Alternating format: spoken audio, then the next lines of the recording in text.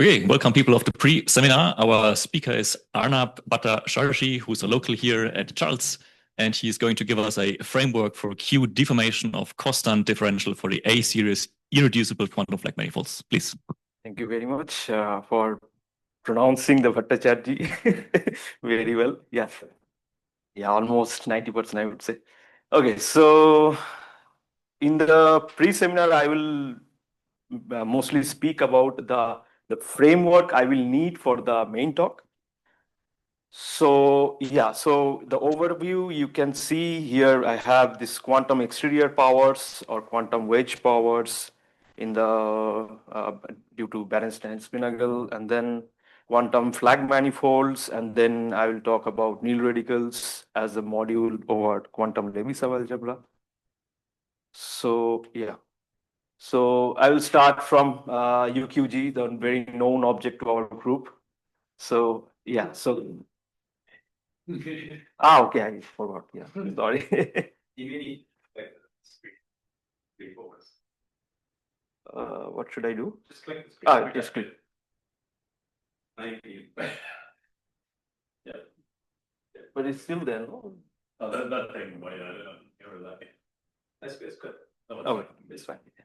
Okay, so so I will start with the semi-simple Lie algebra G with rank R, and here our Q is from real number, and it's not -1, 0, or 1, and Qi is Q to the power Di, and Di is in this way. We can define using the simple roots of G, like alpha i's, the set of simple roots, and using the killing form on the dual of the Cartan subalgebra, we can define the Di. So Qi is the power, is the Q to the power of Di, and then UQG is the associative algebra with unity with the generators EI, FI, KI, and KI inverse, with the relations between the KI is this way, and the KI and EI, EJ, and FI in this way, and also the relation between the EI and FJ is this. And also we have this quantum serial relation, but which we omit due to we don't have space here. So so in this way we can generate the associative algebra UQG. So next, why we will talking about UQG, because we will need to talk about the category of finite dimensional type 1 UQG module, which I denoted by OF. So this is a braided monoidal category, and the braiding is defined, you can see here. So R UV, which goes through U tensor V to V tensor U, which is defined by using the universal R matrix and the flip map.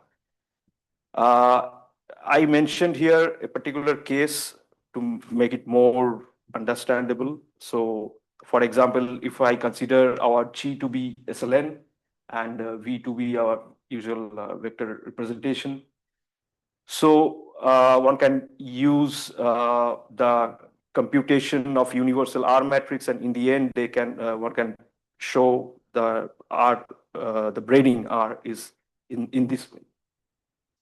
So this universal R matrix, is that specific for the algebra? For every G, you will get specific. And I mentioned here SLN because in the end, we will deal about A series. So that's why I thought it would be good if I take the example of SLN. So, okay. So, however, if you calculate the eigenvalues of this matrix of this braiding, you will get the eigenvalues in the form of Q to the power R, where R is the integer. And sometimes it gets really messy if you go for the higher ranks. So it can be normalized using the normalization of the universal R matrix. You can see here I put this R hat. This is the normalization of universal R matrix. So what's the benefit of this? You can have your eigenvalue to plus or minus 1, which is very easy to handle, this eigenspaces. So this is the normalized grading, which one can define using this normalized universal R matrix and the flip mat tau. So in the end, we have the eigenvalues are plus or minus 1. The other point is sigma, this normalized grading, gives a co-boundary structure, which we can see from number 1 point and number 2 point. So number 1 point says it gives you the symmetry. So the composition of VU and UV gives you the identity function on the U tensor V. And second is satisfy the cactus axioms. You can see what does it mean by cactus. Here is the commutative diagram between this modules U, V, and W. So it gives, in the end, it gives the co-boundary structure on this monoidal category OF. Okay, so why we are talking about this particular category and this braiding? We have this braiding, we have the eigenvalue eigenspaces. Now we can talk about this generates a particular object which is called quantum exterior algebra. So let's start step by step. So we have sigma, this braiding, and then we can define a operator, this sigma. Yeah. So this sigma I plus 1 for any I, you can take from 1 to n, or n minus 1. So what's the thing, what's the map? You can see here, it's just flipping just any consecutive 2. So you can do it for I equal to 1 to n minus 1. And then using the description of this sigma I plus 1, you can define this quantum exterior power. So this has been done by Bernstein Spinagel. So they define this in both ways. So using the kernel and the eigenspace and as well as with the image space. So this is defined as the intersection of all those kernels, because you remember we have the eigenvalues plus minus 1. So minus 1 is giving you the exterior algebra. And though I haven't mentioned it here, but I should say the plus 1 side will give you the symmetric one. Since we need for the sake of this main talk, we will need the exterior power. So we will mainly focus on this part. So using the linear algebra theory, it could be shown that it can be represented by the intersection of this image space. So yeah, so this is defined by the using of this kernel of this map. So here you can see some basic example, because this calculations the definition looks very simple. But if you try to calculate for the higher version, higher ranks,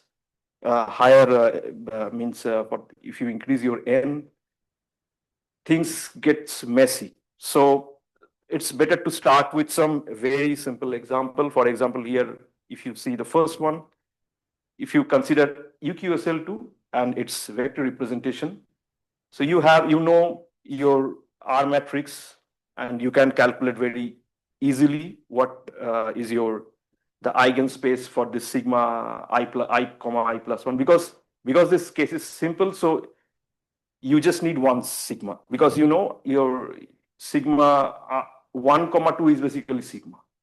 So you just need one of that component.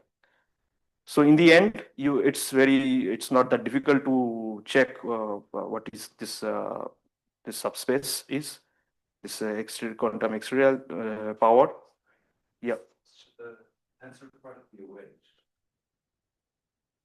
From lambda 3 to V. Lambda 3V. Second example. Yeah. Tensor product and wedge. Yeah. So the thing is, since this third wedge power sits inside if you look into the definition, what does it say? So this guy is says that your nth wedge power is embedded inside. You can do embedding inside the n minus of power tensor V. So what I'm saying is you can embed your n minus power inside, sorry, your n power inside your n minus power tensor V.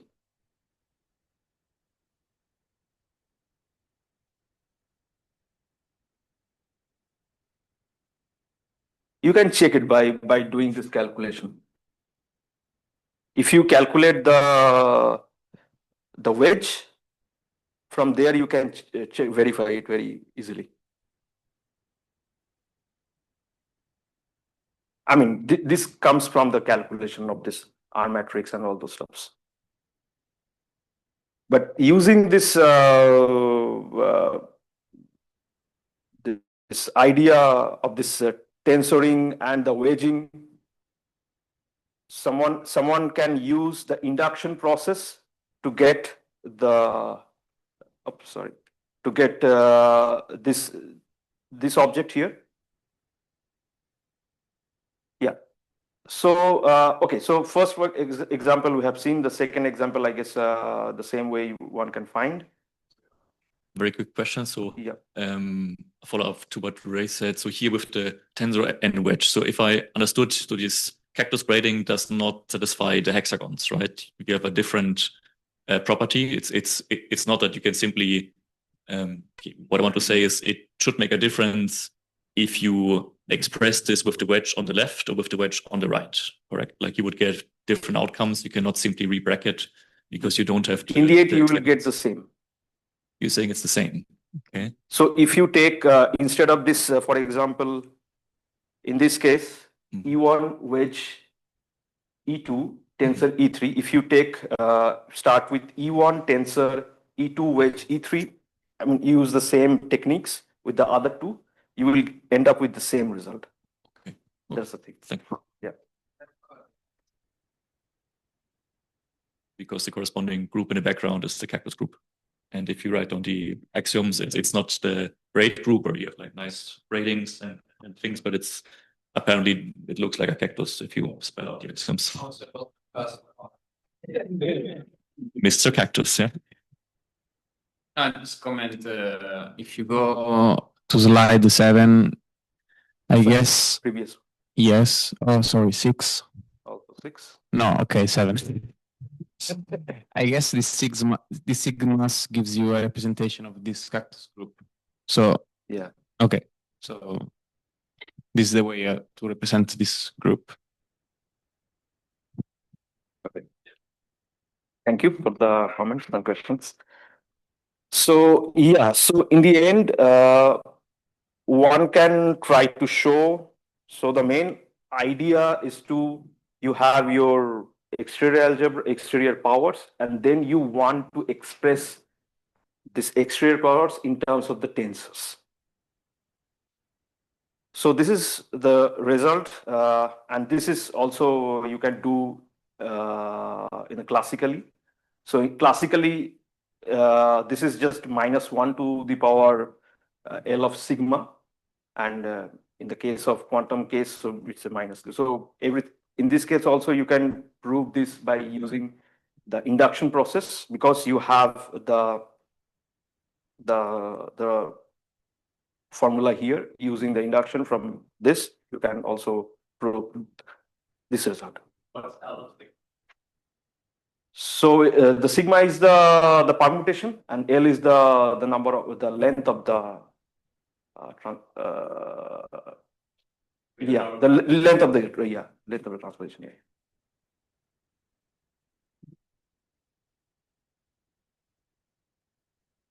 Yeah, so you are actually using all the possibilities with the indices. So you're writing this in terms of the tensors. So this again is just for the AC, for SF. I did for the ACs, but I don't know. It's my hope it should work. I hope. I don't know. So yeah. So in this way, one can prove the second theorem, the how to represent the kth wedge power of phi. So this should be in this way. Taking the wedge of this k objects, and the main thing you have to take care of the ordering of these indices. And since we have this the exterior powers, kth exterior powers, and we know how things are landing on the side of tensor products, so we can do both way. So the thing is, if you have your k tensor product, you can directly project it down to your k wedge power. And this is for the general case. And even if you want to see for the very low dimensional example, you can just take V to be a two-dimensional fundamental representation of UQSL2, and then you apply your R matrix mantra, and you can direct from there. You just need to have, I think, if you start with if you start with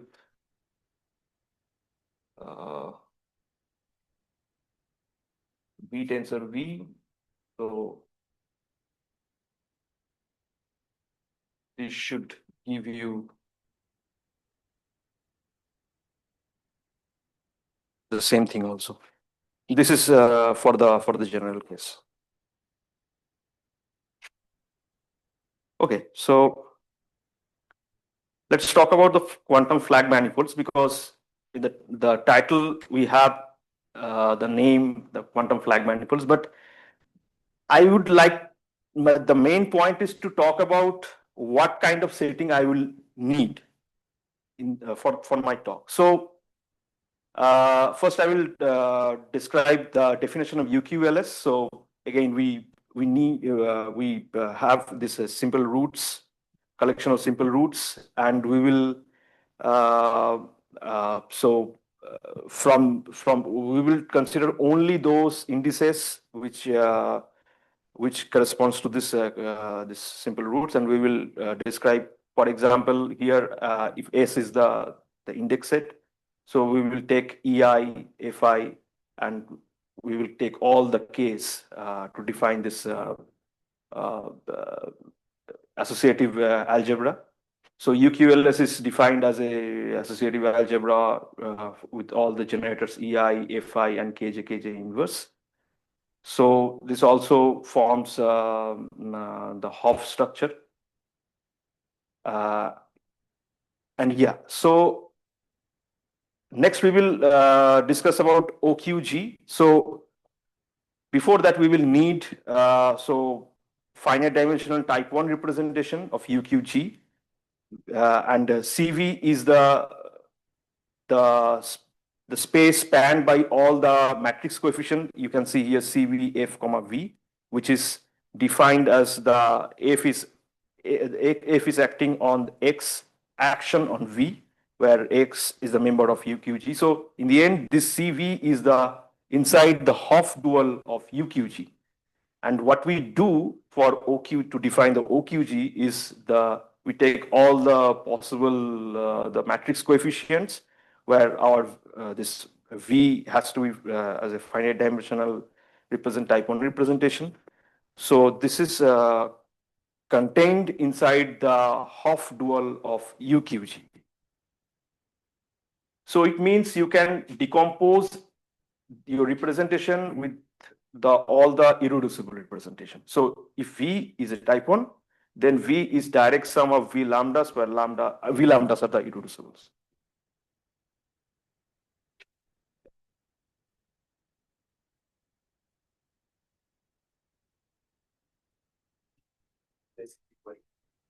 When Q goes to 1, you don't get back U of G.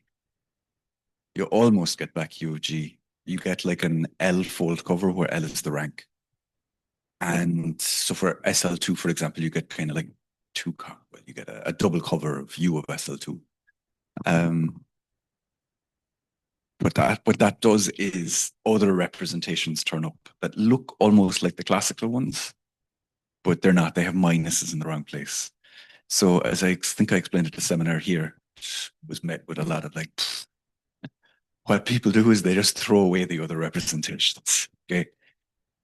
It comes from physics, so there are some things that still need to be worked out. And these are the ones that we want to keep. I mean, I guess to some extent, okay, maybe as what I should have said at the time was, if you take the joule, just like Arnab is explaining here, then you get back the usual C-star algebra, and upon completion, you get back the usual CQ SU2 or CQ SUN or whatever. So if you left them in there, you would get something that was larger, and you want kind of the proper subalgebra. So it's annoying.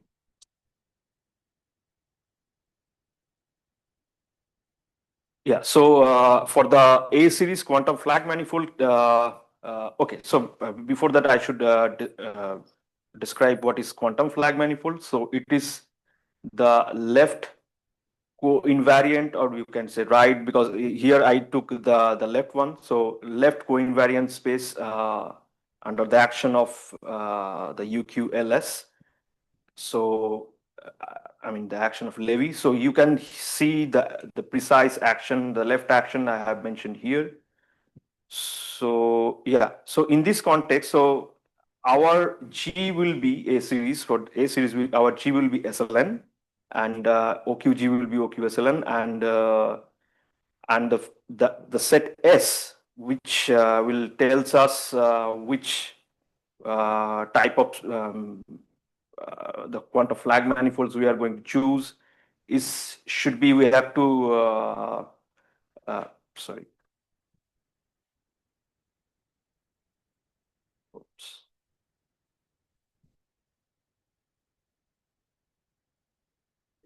Okay, yeah. Yeah. So S should be in the form of 1 to n minus 1, because we consider SLN. So our number of simple roots are n minus 1.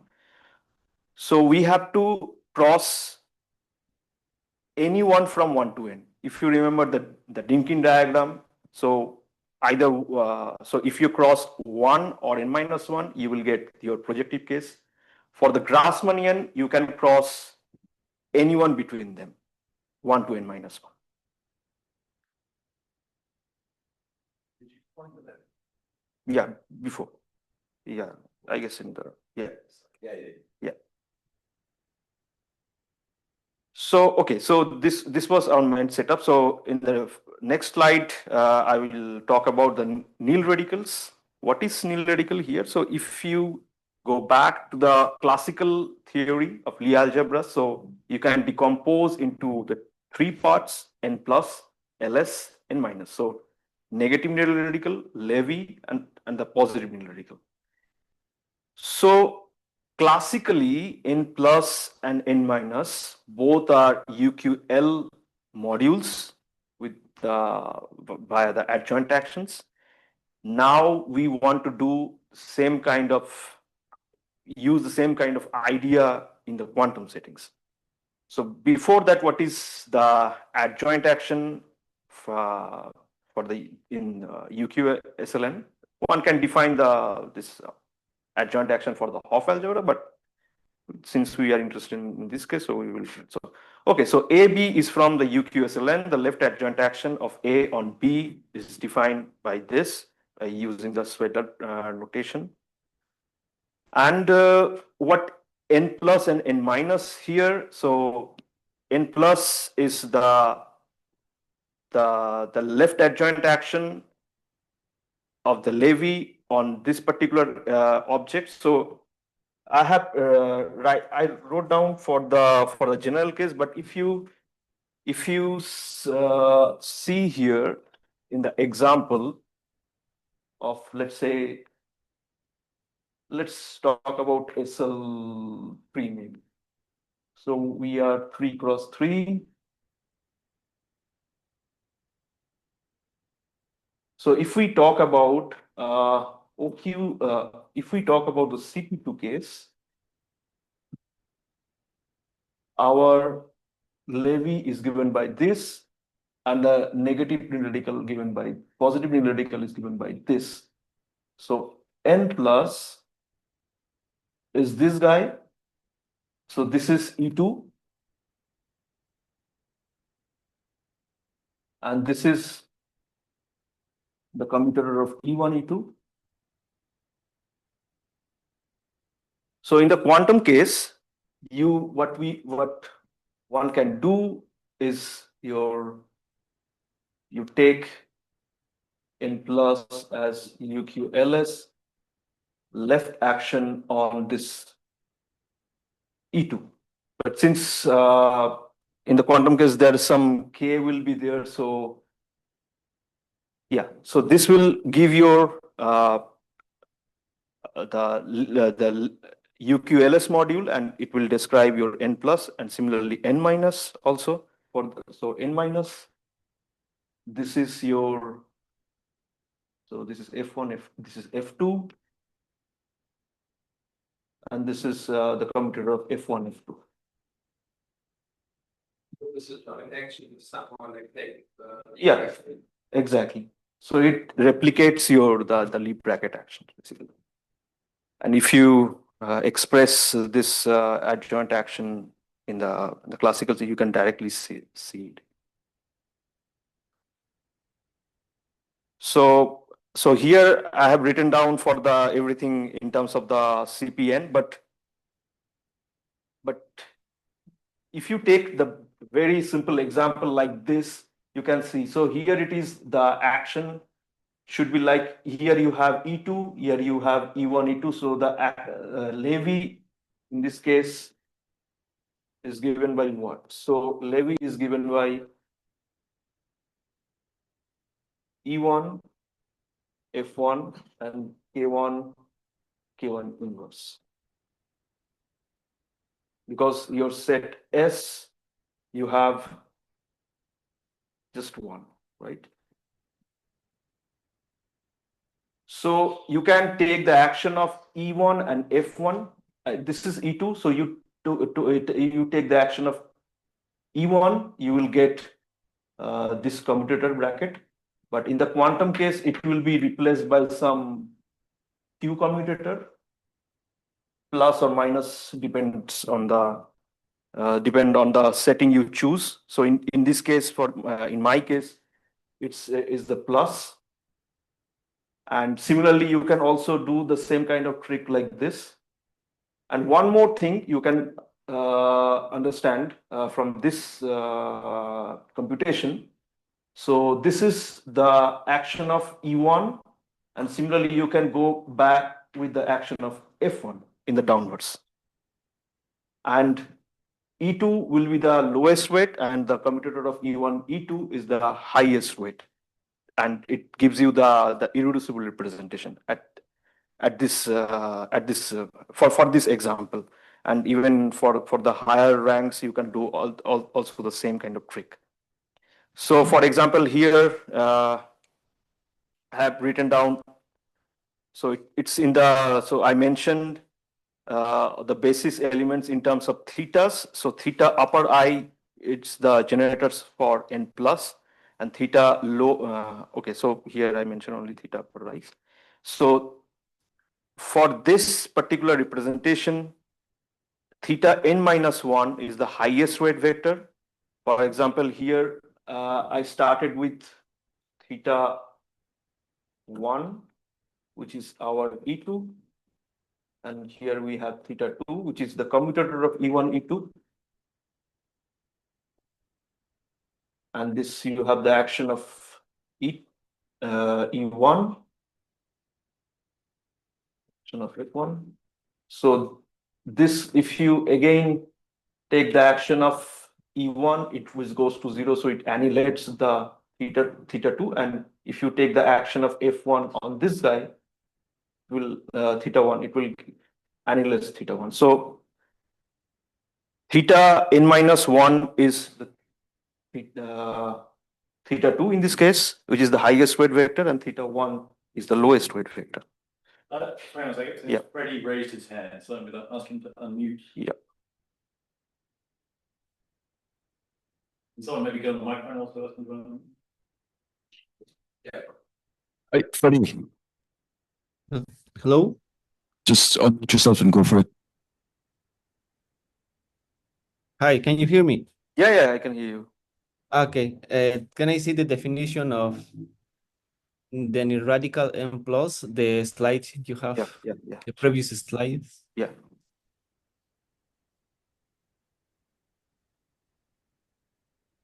Okay.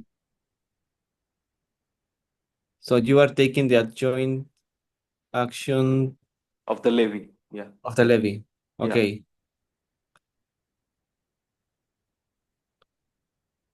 And this n plus is the, okay, my question is if this n plus is the subalgebra generated by the e's, the generators e's, by all the e's. No. So it is generated by this En minus one, Kn minus one. So if you take start with the action of this levy on this particular guy, it will generates, and because it's finite, it has to be finite dimensional, so it will stop at some point and you will collect all the other generators from there. Okay. I see. Thank you. Yeah, no problem.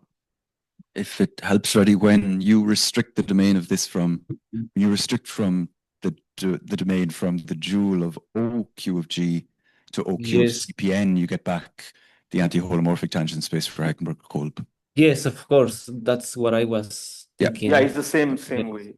So you restrict. Yes, it has, they have to be finite dimensional. Yes. Yeah.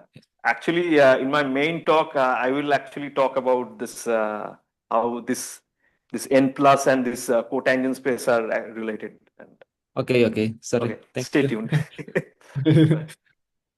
Yeah, I have to first because I'm getting out of time. So yeah, here I mentioned the action of EJ, FJ, and K, action of Ks on which are the elements of the UQLS, the levy, on this K wedge power of n plus. So you can define in this way. So because we know the relation of the exterior powers, exterior quantum exterior powers, and we can know how to express those guys in terms of the tensor product. So, and we know the action, the tensor product action of UQLS. So using this idea, one can prove the explicit description of the levy action on any wedge power, any quantum wedge power. All right. So again, so this is for the description of n minus, and I hope from this idea it's almost clear. So, but still, I would like to mention it again. So this is our theta upper one. This is lower one. I will be very quick. This is theta lower two. So here we have F2. Here we have the action of F1. So this guy is the Q commutator of F1, F2. In this case, it should be minus according to the notation I am using. So here it is E1.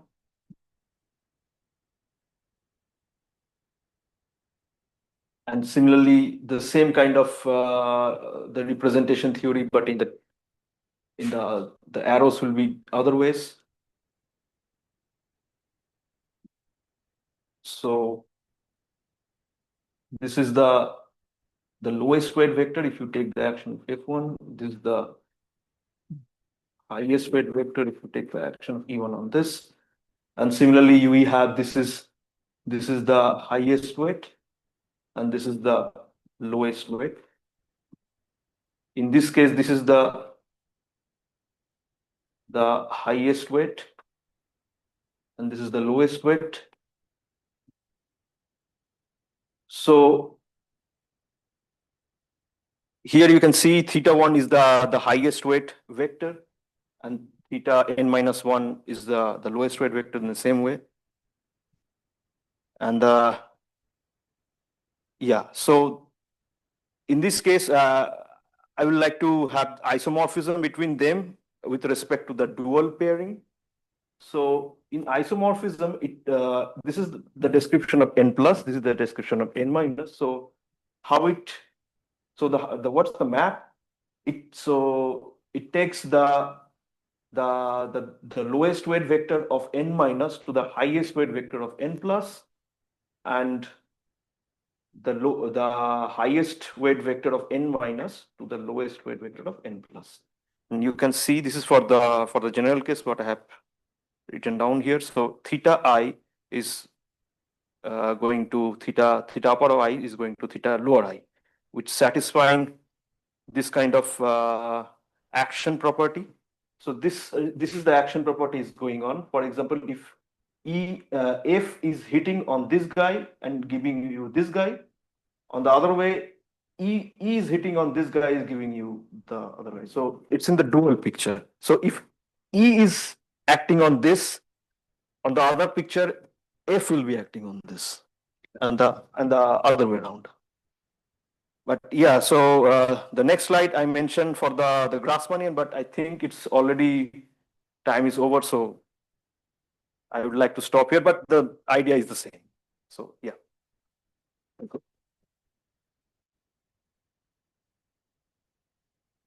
you, Arnab. Are there questions?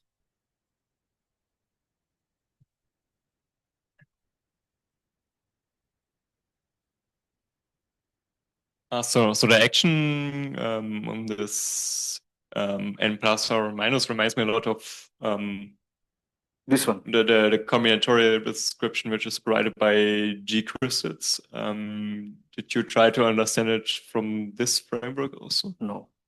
Okay. No, I'm sorry. This reminds me a lot of these G crystals or crystal based. No.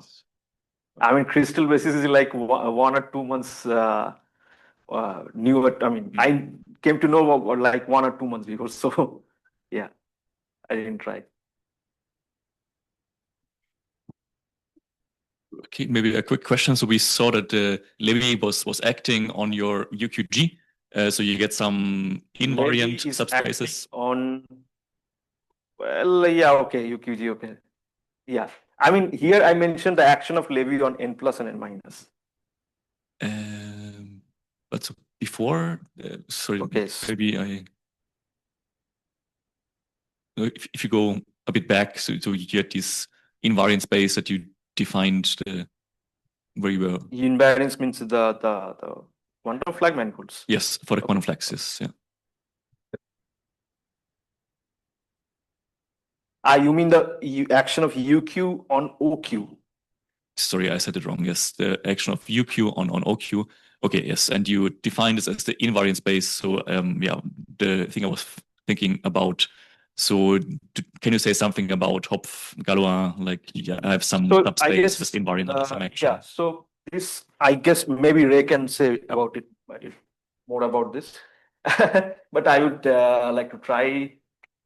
So you know the equivariance of these categories.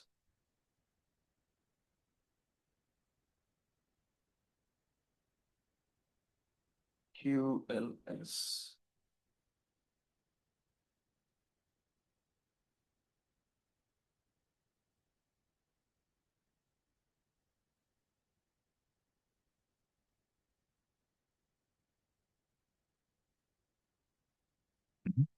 So I'm using the. But in particular, this means that this extension that you get is Hopf-Galois. Yeah. And this works for all quantum manifolds. Exactly. You don't have to ask anything else. Exactly. I mean, I mentioned here to make things more precise, how things are. Okay, nice. Thank you. More questions?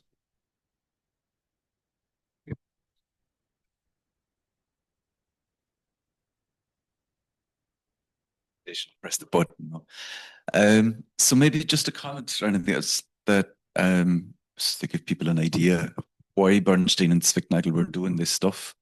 So like if you take, as Arnab had, the category of type 1 finite dimensional UQFG modules, it has a braiding. Hence, you can consider for any one of these V's, you can consider its Nichols algebra. What's a Nichols algebra? It should be some braided version of an exterior algebra. And what you get is the dimensions are not correct. So you have this equivalence between the category of type 1 finite dimensional UQFG modules in the classical case. So when you can take the exterior algebra in the classical case, you get the irreps, and you'd want to match them with the ones on the other side. That it's somehow the process of taking a quantum exterior algebra, whatever it is, respects the equivalence between these two things, but it doesn't work. And so then there's the normalization, which Andre said was introduced by Drinfeld, but I don't know, Andre. Drinfeld was Soviet, so I'm wondering. But anyway, Bernstein and Zwicknagel took this up and calculated on the normalized braiding and showed that it gives you classical dimension and the same irreducibles, but only for very special cases of the irreducible representations corresponding to subsets of your nodes of your Lincoln diagram, the ones corresponding to the Heckenberg-Kolb calculi. So I guess the answer is, what is the quantum exterior algebra of one of these modules? We only know in very special cases. And yeah, mysterious thing. It works at least this kind of framework. It works at least this kind of framework of this, which corresponds to Heckenberg-Kolb or this of this size. Yeah.